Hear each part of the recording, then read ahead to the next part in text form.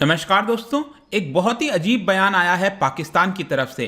पाकिस्तान के जो foreign minister हैं शाह महमूद कुरैशी, उनके द्वारा बोला गया है कि अफगानिस्तान के अंदर जो टेररिज्म फैल रहा है उसका जिम्मेदार भारत है। यहां पर आप न्यूज देख सकते हो, Pakistan अक्यूजेज India of using Afghan soil for carrying out terror activities. तो इसके बारे में हम जानेंगे कि एग्जैक्टली उनके द्वारा क्या बोला गया, क्यों बोला गया, प्लस भारत का इस समय क्या सिचुएशन है, भारत का रोल क्या है अफगानिस्तान में, उसको भी हम अच्छे से समझने की कोशिश करेंगे। चलिए आगे बढ़ते हैं। अगर आप यूपीएससी की तैयारी कर रहे हैं तो इसके बारे में सारी जानकारी आपको डिस्क्रिप्शन में मिल जाएगी, वहां से आप हमारे ऐप को भी डाउनलोड कर सकते हैं। एग्जैक्टली हुआ क्या है, सबसे पहले हम ये देख लेते हैं। देखिए, जो शाह महमूद कुरैशी हैं, वहां के फॉरेन मिनिस्टर हैं पाकिस्तान के, अक्सर अलग अलग बयान देते रहते हैं। तो यहां पर वापस से क्या हुआ कि उनसे पूछा गया, बेसिकली वो एक इंटरव्यू दे रहे थे अफगानिस्तान के एक न्यूज चैनल को, टोलो न्यूज, और उस इंटरव्यू में कुछ उनसे पूछा गया और उन्होंने ये कहा कि अफगानिस्तान के अंदर जो वायलेंस हो रहा है, टेरर एक्टिविटीज हो रहा है, उसके लिए तालिबान जिम्मेदार नहीं है। आप सोच के देखो, पूरा विश्व जो है अच्छे से जानता है इस बात को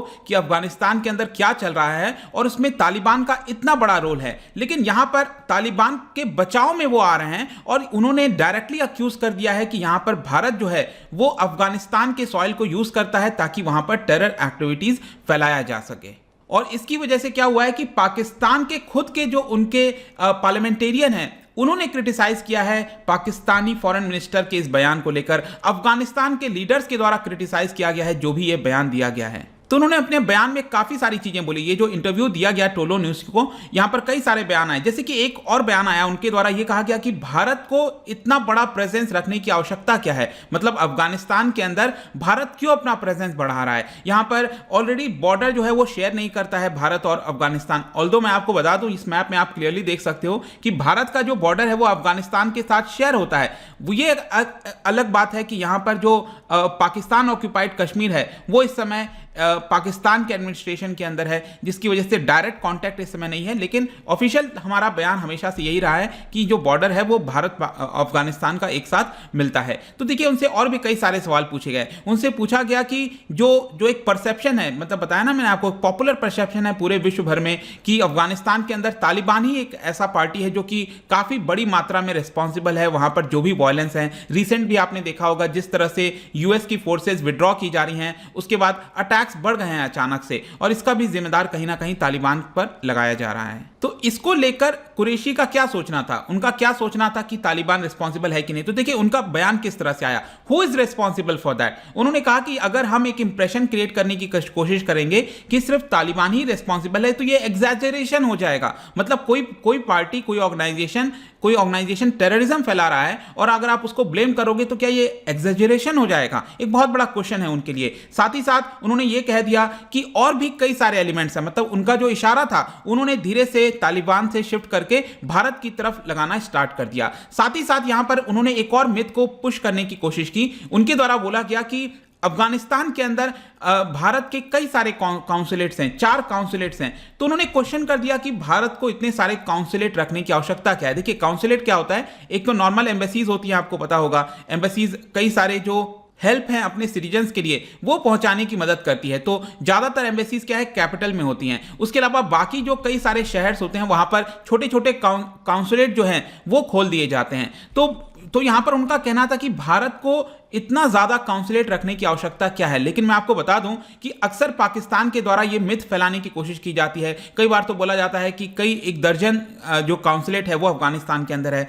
प्रेजेंट में मैं आपको बताऊं तो भारत के वैसे तो 4 काउंसुलेट हुआ करते थे, हेरात में, जलालाबाद, कांधार और मजरे शरीफ। जो काबुल में आपका एम्बेसी है वो एक अलग है, वो एक अलग चीज है। लेकिन काउंसुलेट अगर आप देखोगे तो 4 हुआ करते थे। अभी के लिए क्या है, 2 ऑलरेडी क्लोज हो रखे हैं। पिछले साल से ही 2 क्लोज कर दिए गए थे, हेरात और जलालाबाद में, क्योंकि कोविड-19 को देखते हुए और कई सारे जो बॉम्बिंग्स थी और जो वायलेंस हो रहा था, इसको देखते हुए भारत ने ऑलरेडी 2 क्लोज कर दिया था। तो इस तरह का जो मिथ फैलाने की कोशिश की जाती है अक्सर पाकिस्तान के द्वारा, वो फैक्चुअली भी रॉन्ग है, जैसा कि आप यहां पर देख सकते हो।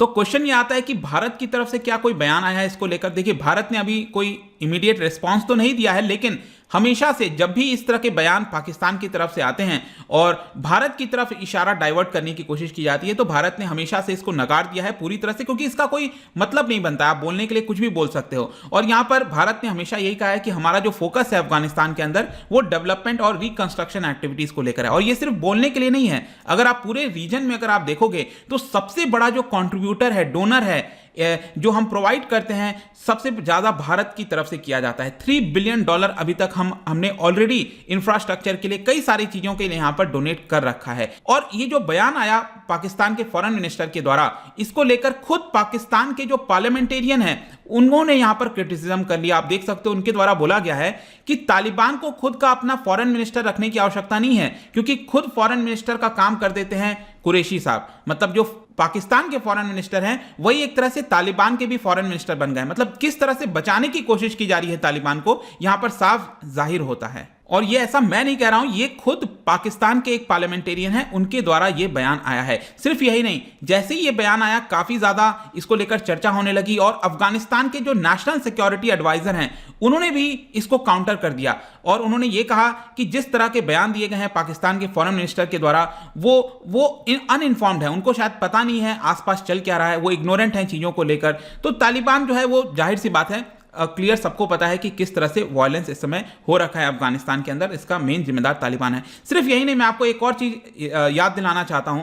याद होगा 2019 में पाकिस्तान के जो प्राइम मिनिस्टर इमरान खान वो यूनाइटेड नेशंस गए हुए थे, उनका कुछ बयान आया था, और उन्होंने भी कहीं ना कहीं गलती से बोली या फिर जानबूझकर, जैसे भी उन्होंने एडमिट किया था इस बात को कि पाकिस्तान आर्मी और ISI ने ही ट्रेन किया था अलकायदा को। अलकायदा वही ग्रुप है, आपको दोस्तों बता दूं, 1988 में इसको बनाया गया था ओसामा बिन लादेन के द्वारा, ठीक है।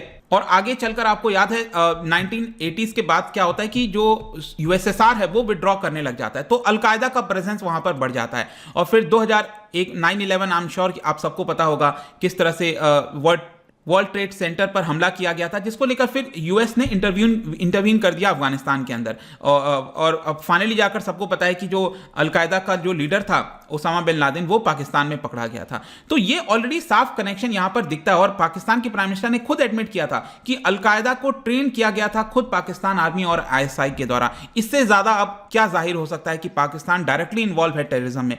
तो ये एक पूरा पक्ष हो गया। लेकिन प्रेजेंट में सिचुएशन क्या है अफगानिस्तान में, आप में से बहुत लोग जानना चाहते होंगे। देखिए, जो भी अभी तक वॉर चला है, मैंने आपको बताया 9/11 के बाद जो यूएस है वो एंटर कर जाता है अफगानिस्तान में, और उसके बाद पिछले 19-20 साल में बहुत ज्यादा वायलेंस देखने को मिला है अफगानिस्तान के अंदर। अब यहां पर फाइनली क्या हुआ था कि जब डोनाल्ड ट्रंप थे, उन्होंने 2020 में 29 फरवरी 2020 में दोहा में, कतर की जो कैपिटल है दोहा में, यहां पर यूएस और तालिबान के बीच में एक लैंडमार्क एग्रीमेंट साइन हुआ था, जिसके तहत डिसाइड किया गया था यूएस के द्वारा कि अब वो अपनी फोर्सेस को विड्रॉ करेगा अफगानिस्तान से, जो भी फोर्सेस हैं उसको विड्रॉ करेगा। लेकिन पूरी तरह से हो नहीं पा रहा था। जो बाइडेन यहां पर फाइनली प्रेसिडेंट बने और उन्होंने ये चीज कह दिया कि 11 सितंबर तक जितने भी फोर्सेस हैं अफगानिस्तान से वो विड्रॉ कर ली जाएंगे। अब ये 11 सितंबर अगेन बहुत ही ज्यादा सिंबॉलिक हो जाता है बिकॉज ऑफ 9/11। तो यहां पर अब डर क्या है कि यूएस की फोर्सेस के विड्रॉ करने के बाद क्या सिचुएशन होगा अफगानिस्तान में, किस तरह से पावर शेयर किया जाएगा, क्योंकि एक तो elected government, I am sure आपको पता होगा, वहां चल ही रहा है, लेकिन तालिबान हमेशा से इसमें शामिल होना चाहता है, तालिबान डायरेक्टली रूल करना चाहता है। तो यहां पर अफगानिस्तान गवर्नमेंट और तालिबान के बीच में डायरेक्ट टॉक्स चल रही हैं किस तरह से चीजों को आगे बढ़ाया जाए। अब वो आगे आने वाला सिचुएशन बताएगा कि किस तरह से चीजें होंगी। लेकिन एक और क्वेश्चन मन में आता है कि जब ये बयान पाकिस्तान के फॉरेन मिनिस्टर के द्वारा आया है, इस तरह के बयान आए हैं, तो एक्चुअल में भारत का रोल क्या है वो मैं आपको कुछ बताना चाहता हूं। किस तरह से भारत काम कर रहा है कि किसी प्रकार से अफगानिस्तान के अंदर स्टेबिलिटी आ सके, क्योंकि आपको पता होना चाहिए कि अगर यूएस की फोर्सेस विड्रॉ कर रही हैं और इनस्टेबिलिटी अगर बढ़ेगा तो उसका असर भारत पर भी आएगा। भारत ये कभी नहीं चाहता, और इसी की वजह से India has been a major stakeholder in the peace and stability of Afghanistan. वहां पर जो भी कुछ बातचीत वगैरह हो रही है उसमें भारत भी अब पूरी तरह से शामिल हो गया है, ताकि पीस एंड स्टेबिलिटी पूरे रीजन के अंदर बनी रहे। और जैसा मैंने आपको ऑलरेडी बताया था कि ऑलरेडी हम यहां पर रिकंस्ट्रक्शन एक्टिविटीज को लेकर, जैसे डैम आपने सुना होगा, पार्लियामेंट की बिल्डिंग सुनी होगी, कई सारी चीजों का हमने निर्माण किया है। करीब $3 बिलियन से ज्यादा का एड जो है वो यहां पर हम ऑलरेडी प्रोवाइड कर चुके हैं। और इसको साथ में बढ़ाने के लिए यहां पर रिसेंटली कतर में विजिट किया गया था, जो दोहा कतर है, वहां पर जयशंकर हमारे फॉरेन मिनिस्टर का विजिट किया गया था अभी रिसेंटली, जिसमें यहां पर जो यूएस के स्पेशल एनवॉय है, यूएस ने क्या किया है, एक खलीलजाद हैं, उनको ये काम सौंप दिया है, मतलब कि जो पीस प्रोसेस वगैरह लाने का उनको ये दिया गया है। तो यहां पर जयशंकर साहब ने उनके साथ बातचीत की और जो पूरा सिचुएशन है अफगानिस्तान के अंदर उसको लेकर यहां पर समझने की कोशिश की है। और खलीलजाद ने भी यहां पर जो भी रिसेंट डेवलपमेंट है अफगानिस्तान में उसके बारे में जयशंकर को बताया। साथ ही साथ हमारे जो फॉरेन मिनिस्टर हैं जयशंकर साहब, उन्होंने कतर के जो लीडर्स हैं उनके साथ बातचीत की, क्योंकि कतर भी इसके अंदर शामिल है। मैंने आपको बताया था ना 2020 में जो एग्रीमेंट साइन हुआ था वो दोहा में हुआ था, तो कतर भी इसके अंदर अब शामिल हो चुका है। साथ ही साथ मार्च की महीने की बात है, जस्ट 2-3 महीने पहले की बात है, हमारे जो अफगानिस्तान के फॉरेन मिनिस्टर हैं हनीफ अतमार, वो यहां पर भारत के विजिट पर आए थे और फिर भारत के साथ बातचीत की थी कि किस तरह से फर्दर हम पीसफुल और सॉवरेन जो स्टेबिलिटी है अफगानिस्तान के अंदर वो ला सकते हैं। इसके साथ साथ जस्ट अभी थर्सडे की ही बात है, यहां पर भारत की तरफ से जो विजन है अफगानिस्तान को लेकर वो भी बताया गया था और हमने क्लियरली कहा था कि प्रो डेवलपमेंट और प्रो डेमोक्रेसी होनी चाहिए, ऐसा भारत सपोर्ट करता है। इसके अलावा मार्च के महीने में इसी साल एक कॉन्फ्रेंस हुआ था, ministerial conference, 9th heart of Asia ministerial conference, ये दुशानबे में हुआ था, ताजिकिस्तान की जो कैपिटल है, जिसमें हमारे फॉरेन मिनिस्टर एस जयशंकर साहब पार्टिसिपेट किए थे और उन्होंने काफी कंसर्न भी जताया था कि जिस तरह से वॉयलेंस हो रहा है, ब्लडशेड हो रहा है, इसको किसी प्रकार से हमें पीस पर लाना होगा।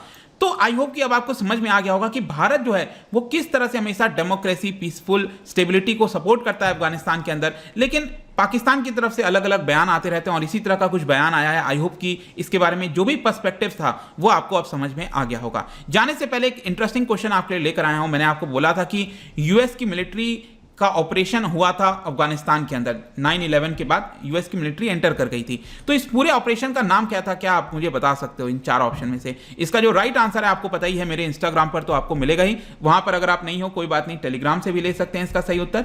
मैं कई सारे एमसीक्यूज यहां पर डालता रहता हूं स्टोरीज के फॉर्म में, आप जाकर प्ले कर सकते हो। बाकी अगर आपको इसका पीडीएफ चाहिए, अलग अलग सोशल मीडिया पर जुड़ना चाहते हैं तो आ सकते हैं। और अगर आप किसी भी एग्जाम की प्रिपरेशन कर रहे हैं, यूपीएससी, स्टेट पीसीएस, तो डेफिनेटली आप हमारे ऐप को डाउनलोड करिए, वेबसाइट विजिट करिए, वहां पर सारी जानकारी आपको और मिल जाएगी। आई होप कि वीडियो आपको पसंद आया होगा। मिलता हूं आपसे next time, till then thank you very much, see you soon.